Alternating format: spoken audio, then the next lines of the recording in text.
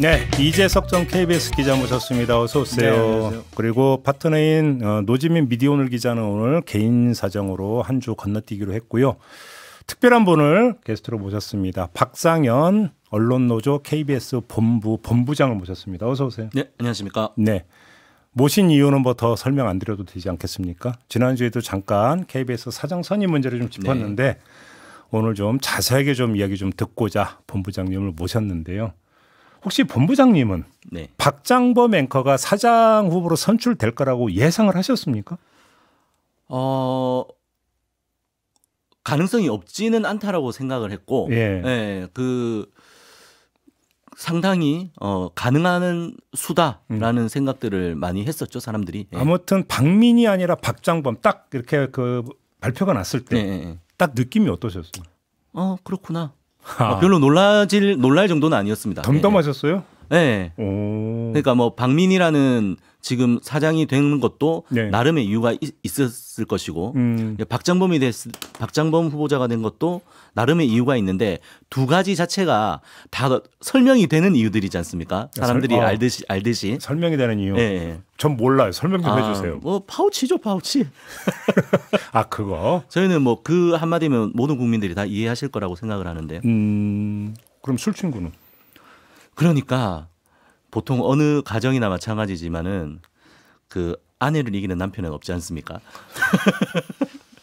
이재석 기자님이 한 말씀 해주셔야 될 것 같아요. 아니 근데 이제 그 지금 박 위원장께서 이제 놀랍지 않았다라고 얘기하는 이유가 이미 언론노조 KBS 본부에서는 그 3명의 후보자에 대해서 다 부적격이다라고 진단을 내렸었고 그 3명의 면면을 보면 제가 뭐 일일이 다 그 이유를 여기에 열거하지 않아도 다 부적격으로 보여요. 제가 볼 때도. 그러니까 사실은 뭐 박민이든 뭐 박장범이든 간에 예. 그리고 딱 박장범으로 딱 발표가 됐을 때 그 박 위원장 말대로 이렇게 정권의 코드를 맞추는 그런 신년 대담과 지금의 현재 9시 뉴스의 전반적인 그 분위기, 저널리즘의 추락, 그거를 대표하는 표상, 그것으로서 박장범이구나. 예, 이렇게 생각할 수밖에 없는 거죠. 알겠습니다. 근데 KBS 내부 분위기 좀 어때요? 어떻게 받아들이고 있습니까? 안에서는.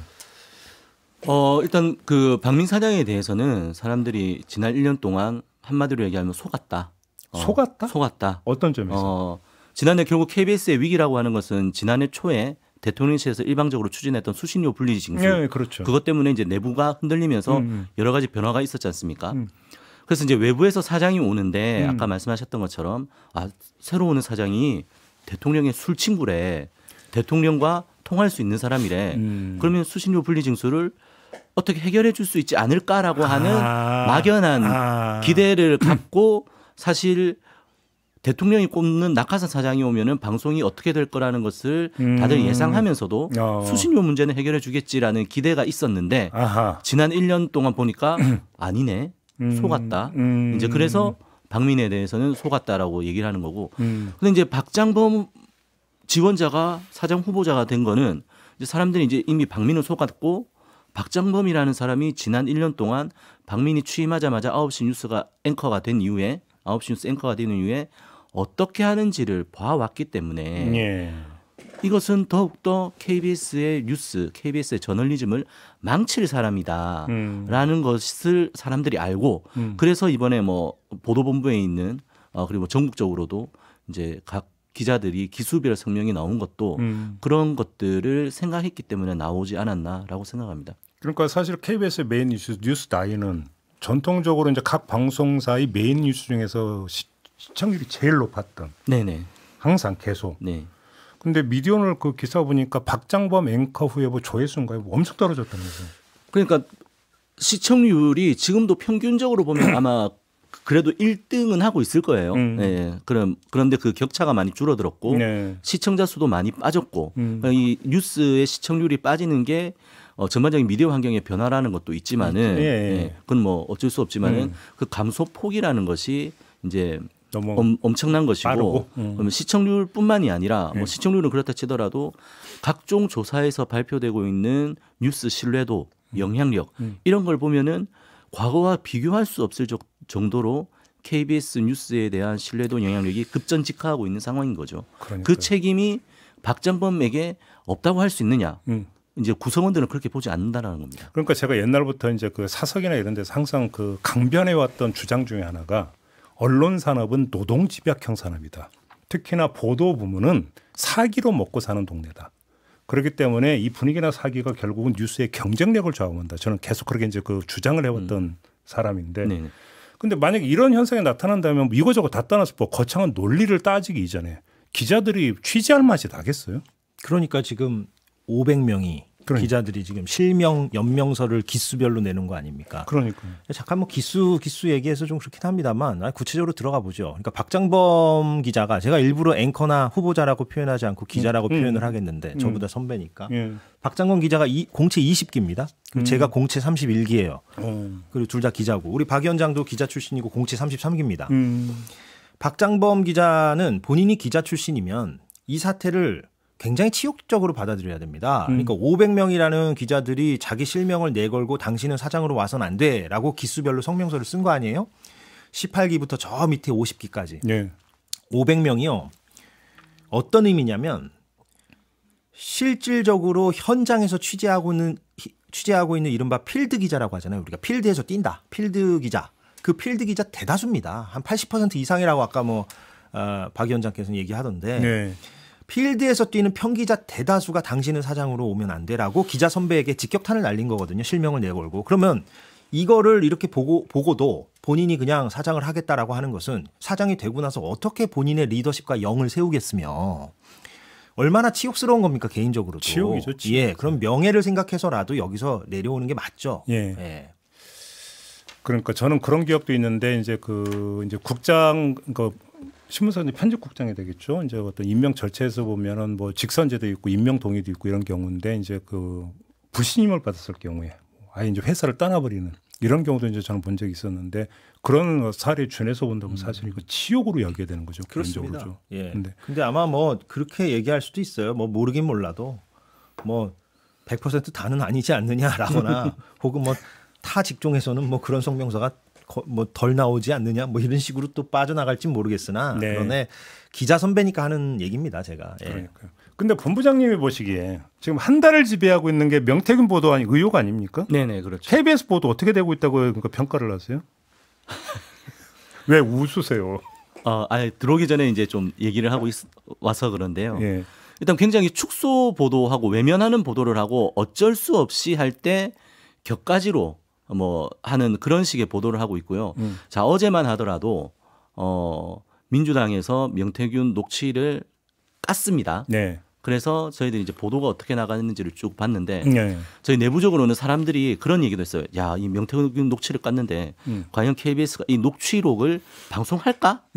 라는 이제 그런 내용을 걱정할 정도로 네. 이제 지금 내부 분위기가 굉장히 좀 가라앉아 있고 보도에 대해서 사람들이 믿지 못하는 좀 신뢰할 수 없는 내부적으로도 제대로 보도하지 못한다라고 하는 네. 그런 우려가 있었죠. 그래서 이제 했는데 어제 보도가 재밌었던 게 녹취는 나갔습니다. KBS에서. 네, 녹취가 이제 나갔는데 보통 이렇게 녹취가 확보가 되면은 이제 방송쟁이들은 기본적으로 어떤 사람이 어떠한 워딩으로 대화를 했는지를 시청자들에게 정확하게 알려주기 위해서 녹취 당사자의 뭐 사진이라든지 이런 것들을 넣고 그리고 그 사람들이 얘기했던 워딩을 이제 했던 말을 이제 자막으로 치죠. 뭐 보통 그렇게 하지 않습니까? 하죠. 예, 예.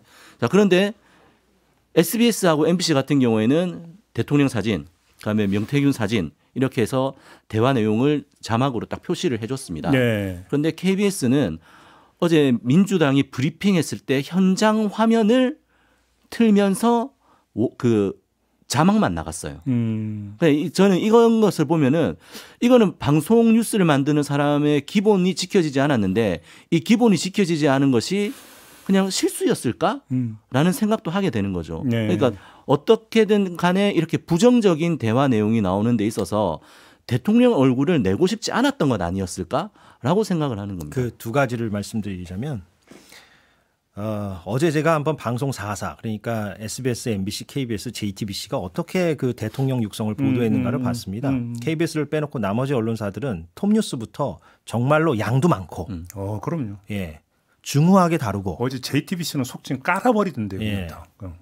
SBS, MBC도 사실 정말 많이 했고요. 많이 했고요. 분석 기사, 해부 기사, 탐구 기사, 관점 기사까지도 이렇게 충실하게 넣어서 이게 어떤 사안이고 어떤 지점에서 바라봐야 하는지를 시청자들에게 소상하게 전달했습니다. 그런데 KBS는 톱뉴스도 아닐 뿐더러 저 밑에 한 중간 이하쯤에 한 3꼭지 다뤘는데 그것도 공방이에요, 공방. 민주당이 이걸 공개했다.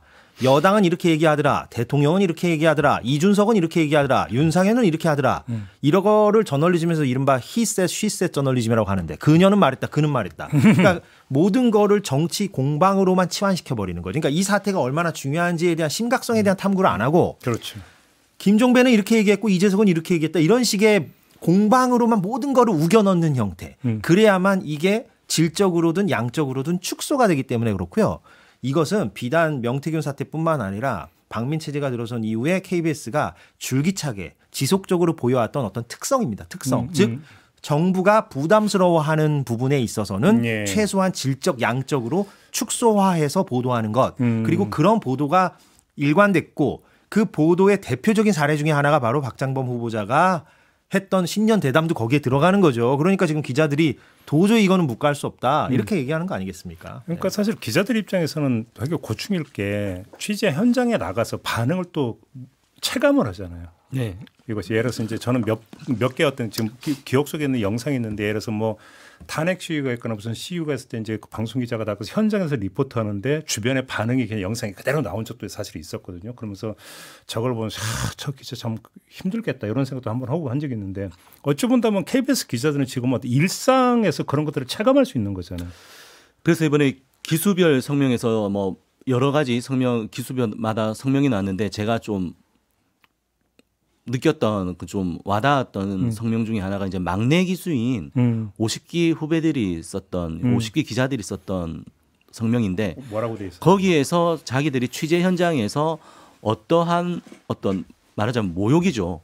KBS 기자라고 했을 때 그 돌아오는 차가운 반응 어떤 것들을 취재하기 위해서 자료 같은 거를 요청을 하고 주십시오. 그럼 저희가 보도해 드리겠습니다라고 얘기를 했을 때 KBS 이런 거 안 하잖아요. KBS 보도할 수 있어요 라는 얘기를 듣고 있다. 그런데 이런 상황을 만든 것이 누구냐라는 그렇죠. 얘기를 하면서 박장범 후보자 보고 사퇴하라는 얘기를 한 건데 사실 이게 과거에 노무현 대통령 서거했을 때라든지 네. 탄핵 국면이라든지 이런 것들에서 이제 선배 기자들이 다 느꼈던 그렇죠. 상황이었던 거거든요. 그렇죠. 그거를 지금 50기 후배들이 또 똑같이 느끼고 있다는 것이 저는 좀 서글펐습니다. 2016년, 2017년에 고스란히 대자뷰입니다. 지금은. 제가 그때는 KBS에 몸담고 있지 않았습니까? 그때도 똑같이 땡땡 기수 성명서가 올라왔고 네.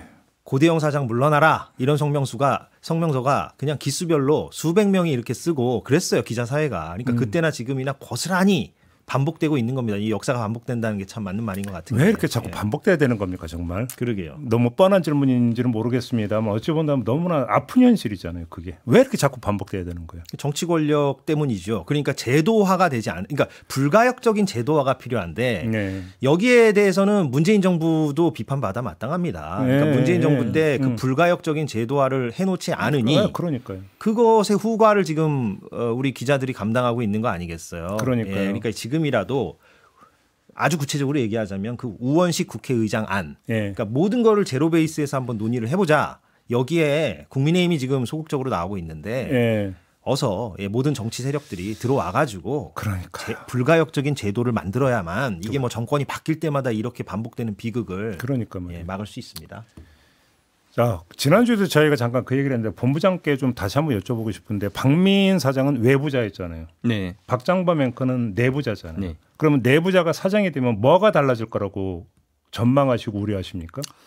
방송 장악이나 통제 이런 것들이 좀 더 끈끈하게 들어올 거라고 저는 생각을 합니다. 끈끈하게? 네. 그러니까 외부자 같은 경우에는 사실 자기가 내부에 의탁할 수 있는 몇몇의 얘기만 듣고 굉장히 거칠게 방송 KBS를 이끌어 왔다라고 저희들은 생각을 하거든요. 네. 그래서 현업에서 이제 경영진이 어떤 지시를 내렸을 때 야, 이 사람 진짜 방송을 몰라서 그런지 진짜 말도 안 되는 지시를 내리구나 이렇게 하면서 좀 무시를 하는 이런 얘기들도 좀 있었는데 네. 이제 어쨌든 내부에서 들어온 사람들은 박민 사장보다는 네트워크가 더 있을 것이고 그다음에 방송이 어떻게 만들어지는 것에 대한 기본적인 개념이라든지 인식은 있을 거기 때문에 네. 그렇다라고 하면은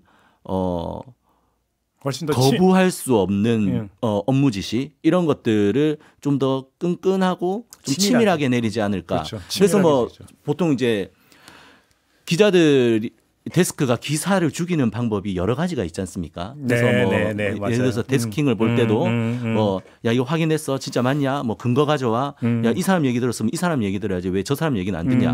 뭐 그런 식의 기사를 죽이는 여러 가지 방법이 있지 않습니까? 맞아요. 예. 이제 그런 식의 어떤 장악이라든지 지배가 이루어지지 않을까 이제 그런 생각이 듭니다. 지금도 그건 이루어지고 있는데 그게 더 치밀하고 촘촘하게 가동될 거라고 그렇죠. 보이는 거고요. 그렇죠. 좀 이거는 약간 뭐 우리가 오늘 KBS 특집이니까 얘기를 하자면 KBS는 앵커의 흑역사가 있습니다. 어떤 건데요?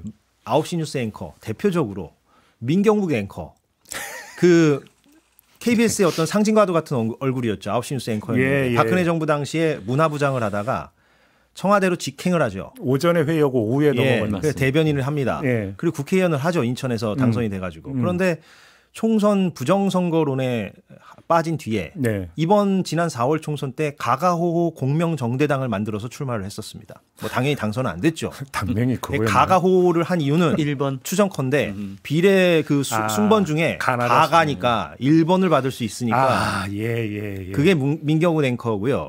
황상무 앵커.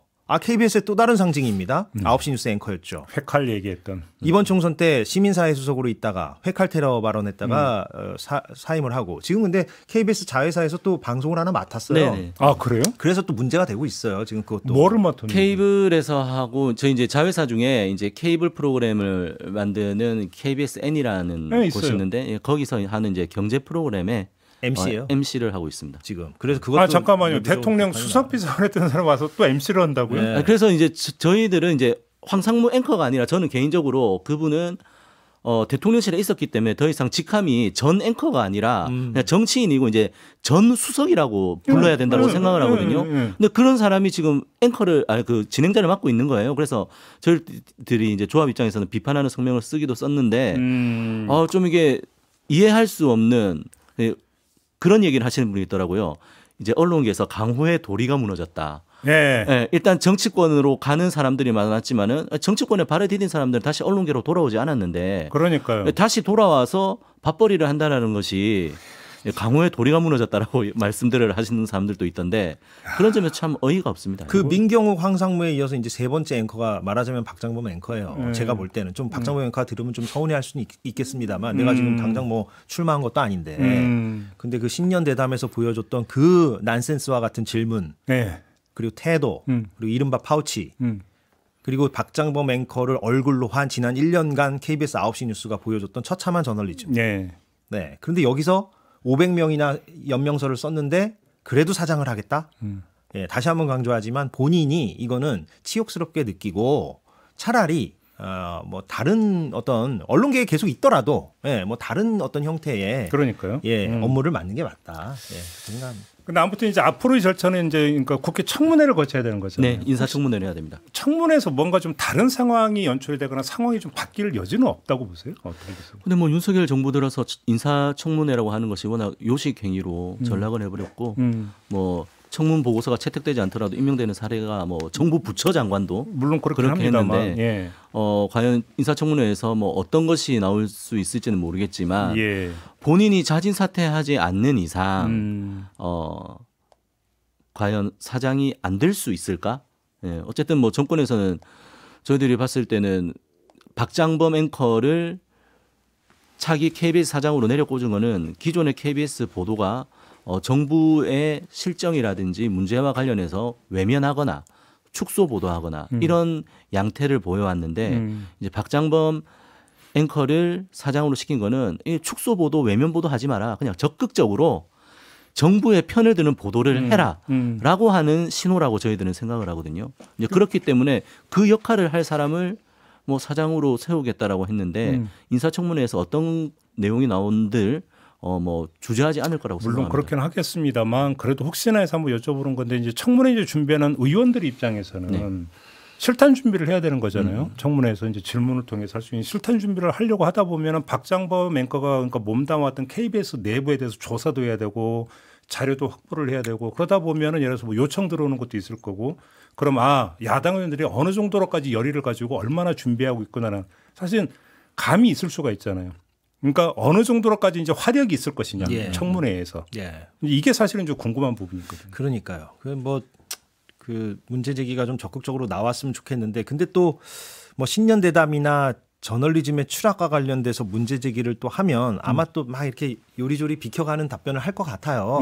제 생각에는. 그래서 그걸로 박장범 후보자가 뭐 자진 사퇴를 한다거나 그런 여론이 조성되기가 뭐 쉽지만은 않아 보이고 그런 게 좀 안타깝죠. 그렇죠. 뭐 청문회에서 뭐 이게 임명동의 대상도 아니기 때문에 뭐 상황 변화라고 하는 것은 박장범 앵커가 이제 마음을 그 달리 먹는 거 외에는 방법이 없는 사퇴 말고는 이제 방법이 없는 건데 가능성 극히 희박하다. 이제 두 분은 지금 그렇게 이제 내다보고 극히까지는 아니고요. 또 뭐가 터질지 모르고요. 어제 대통령 육성이 나올지 누가 알았습니까?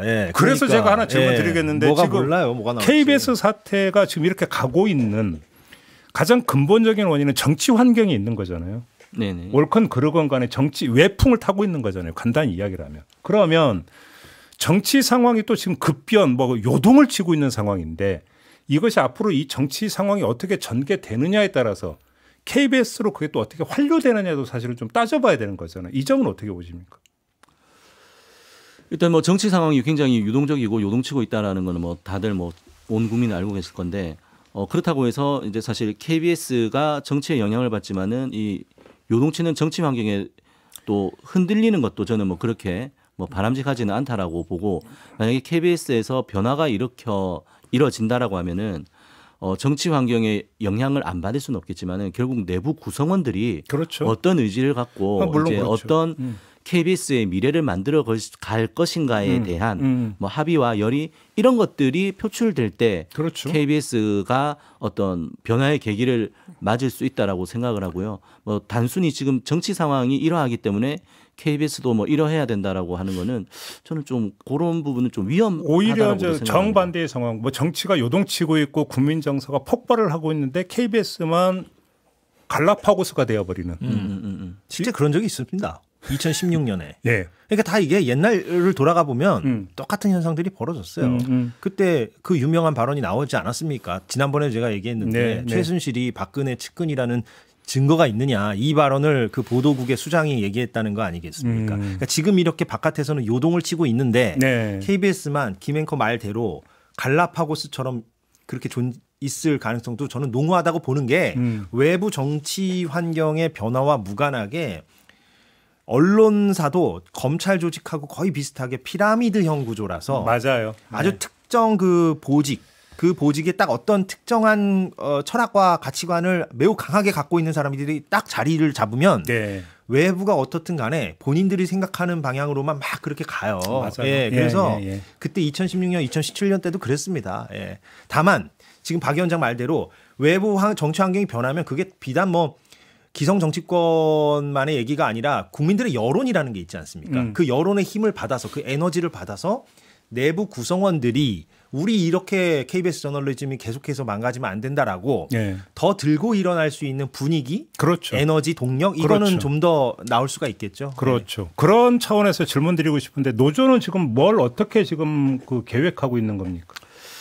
어쨌든 저희들이 KBS의 저널리즘을 지키기 위해서는 이제 결국 공정방송이 실현이 돼야 되는데 내부적으로 공정방송 장치들이 좀 있죠. 그래서 이제 사실 임명동의제라든지 공정방송위원회라든지 이런 것들이 단체 협약에서 보장되어 있었는데 이런 것들을 이전부터 박민 사장이 어기는 상황이 계속됐었고 급기야는 저희들이 단체 협약을 갱신을 해야 되는데 사측이 그런 공정방송 제도를 거부를 하면서 단체 협약을 체결 못했습니다. 대한민국 공영방송사라고 하는 KBS가 지금 무단협 상태입니다. 그래서 저희들이 이제 얼마 최근에 쟁의행위 찬반 투표를 가결을 시켜서 쟁의행위를 들어갔거든요. 근데 지금 사실 KBS는 분규사업장이에요. 분규사업장이고 그래서 저희가 지지난주에 조합원 총회를 했고 지난주에 사장 면접이 있는 날은 뭐 하루 파업도 했습니다. 그래서 그거는 아마 이제 많이 알려졌는데 지금 저희들이 그런 식의 공정방송을 실현하기 위한 투쟁들 이런 것들을 계속 벌여나가는 것 그것들이 지금 저희들로서는 당면 과제라고 저희들 보고 있습니다. 그 제가 이 언론 어때 코너에서 거의 한 대여섯 번 얘기한 것 같은데 KBS의 문제점 중에 가장 제가 심각하게 보고 있는 것 중 하나는 잘 운영되던 그 국장 임명동의제를 박민 사장이 들어와서 그냥 바로 깨뜨려 버렸죠. 그러니까요. 임명동의제라 하면 다시 말씀드리지만 제가 한 대여섯 번 얘기했습니다. 그 해당국의 구성원들에게 이 사람 국장으로 임명해도 좋은지를 찬반을 묻는 거예요. 얼마나 좋습니까? 민주적이고요. 그리고 리더십도 생기고 우리의 권한을 당신에게 위임하겠다. 이런 절차를 거치는 게 얼마나 좋아요. 그런데 그거를 박민 사장이 다 무너뜨렸고 지금 무너진 상태예요.